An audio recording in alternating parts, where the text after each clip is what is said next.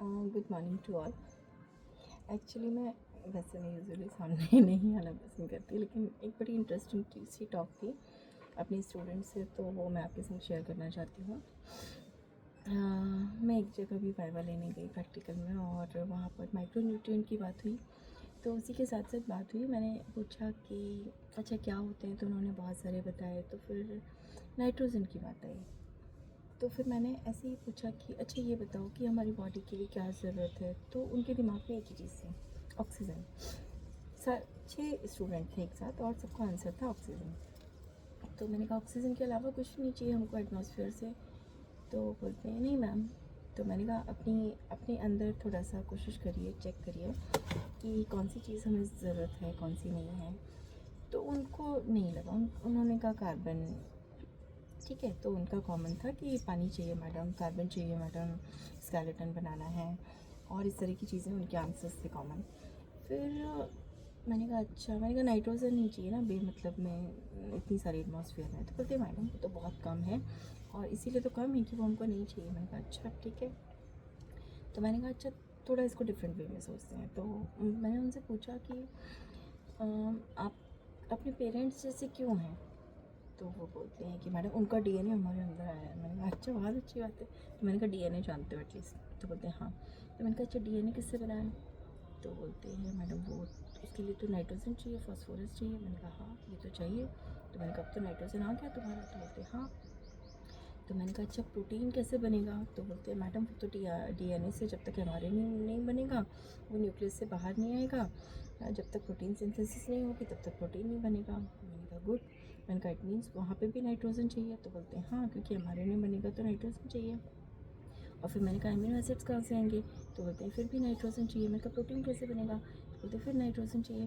तो मैंने कहा अच्छा, मैंने कहा इतनी सारी चीज़ें बताया तुम लोगों को। तो मैंने कहा और सोचो। मैंने कहा बालों में क्या है। तो बोलते प्रोटीन। मैंने कहा मसल्स में क्या है, प्रोटीन।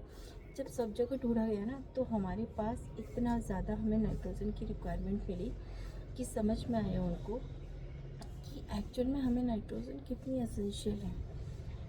तो ये छोटी सी चीज़ थी जिसको समझने का तरीका थोड़ा डिफरेंट था। फिर मैंने कहा अब नाइट्रोजन तो एटमॉस्फेयर में इतनी है, आप कह रहे हो इतनी सी है, और वो भी हम तो ले नहीं पाते, सांस लेते तो सिर्फ ऑक्सीजन जा रही है, कुछ तो जा नहीं रहा है।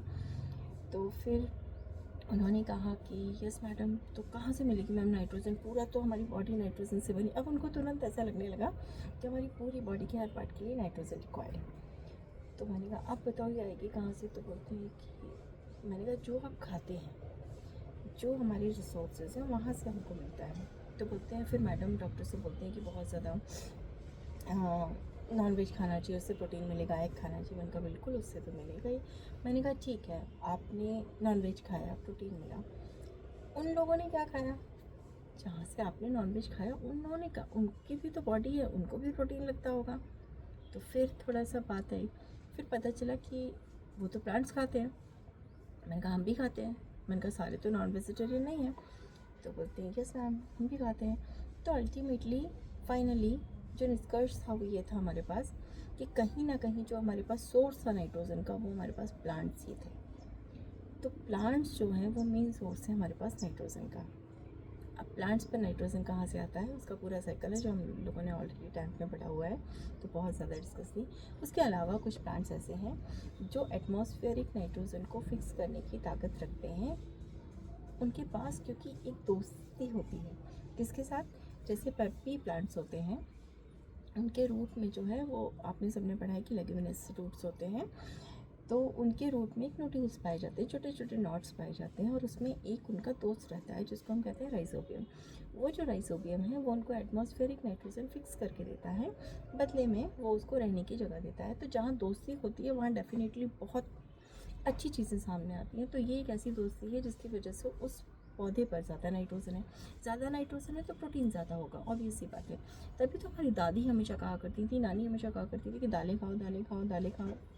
क्यों कहते थे भाई, क्योंकि उनको भी कहीं ना कहीं से ये चीज़ पता है कि दालों में जो है वो प्रोटीन ज़्यादा है। और प्रोटीन वो आया कहाँ से, क्योंकि उसके पास दोस्त है, सबके पास नहीं है।